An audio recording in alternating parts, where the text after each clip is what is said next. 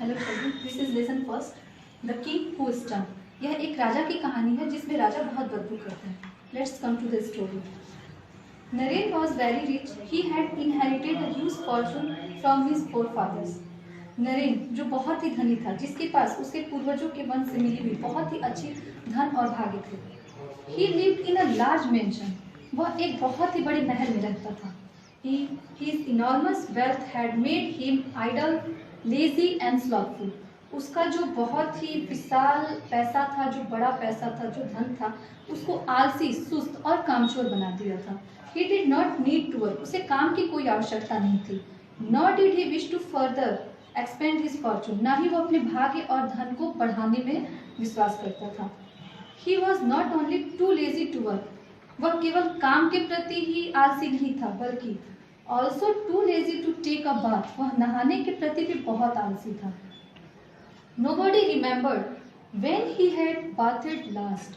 किसी को याद नहीं कि अंतिम बार उसने कब नहाया। He loved not bathing so much that he was now afraid that he could catch a cold if he ever had a shower.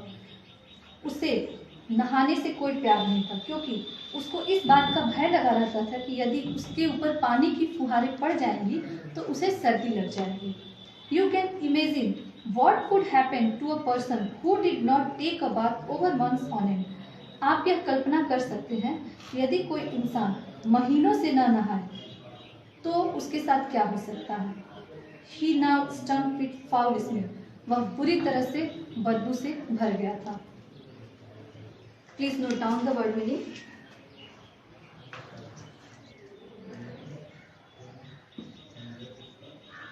Inherited means वंशावली।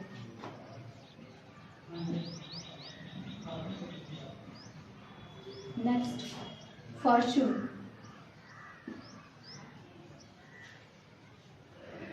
means भाग्य।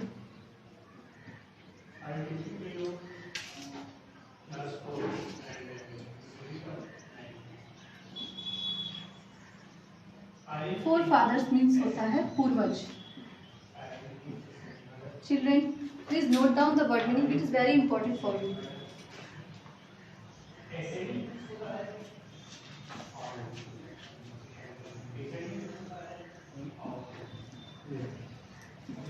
Mansion means होती है हवेली।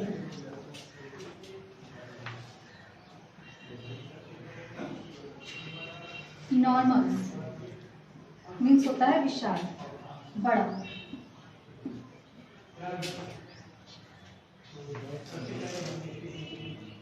Idle means आलसी।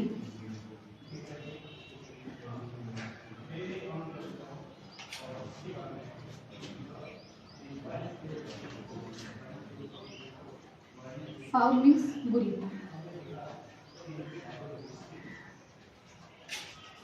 Come to the next paragraph. He stung so greatly that it would be the fittest punishment for any criminal to order to be near him for some time.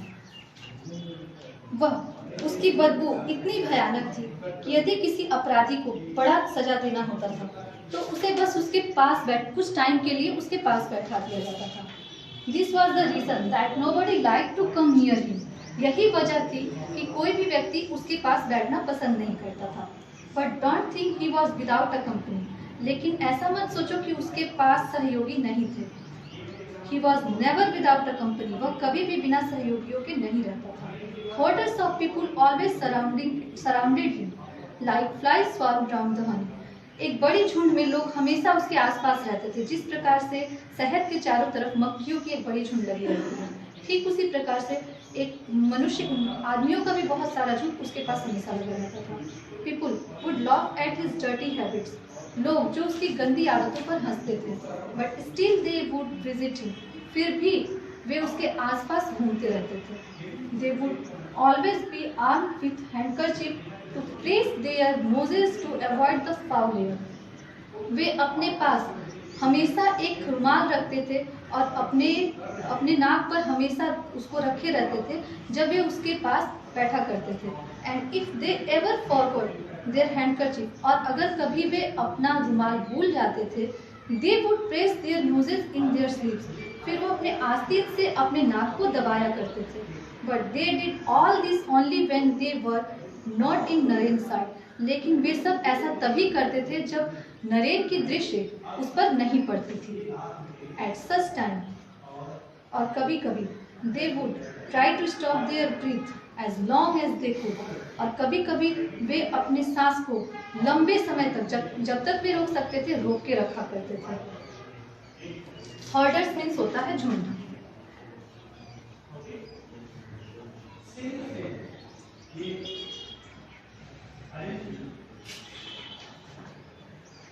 And sleeves means आस्तीन.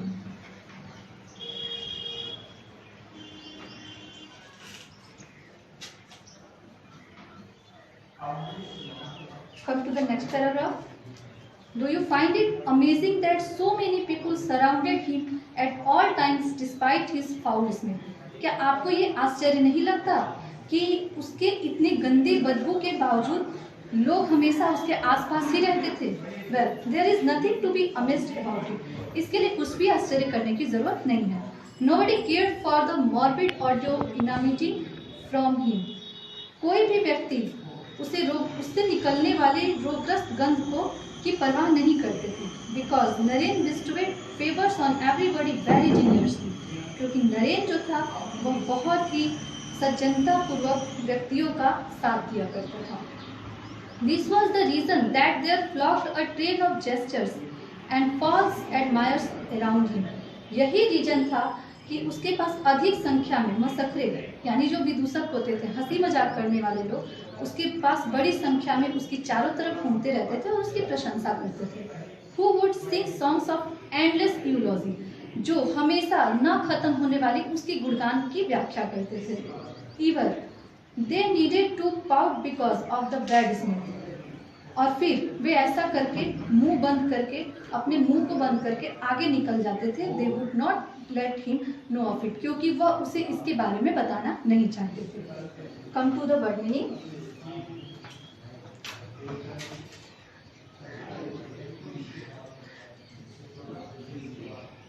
Bestowed means होता है प्रदान करना.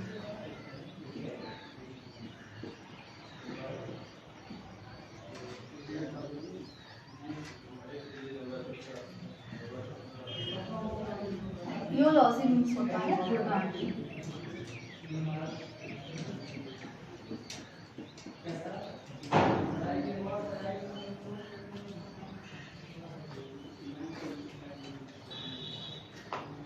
Pout means होता है मुंह फुलाना या आगे बढ़ जाना.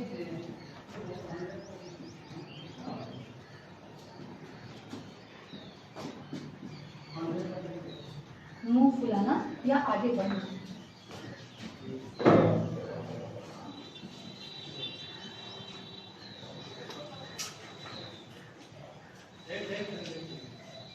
Again I repeat it. Children, please note down this word meanings and I will start next paragraph in next video. Thank you.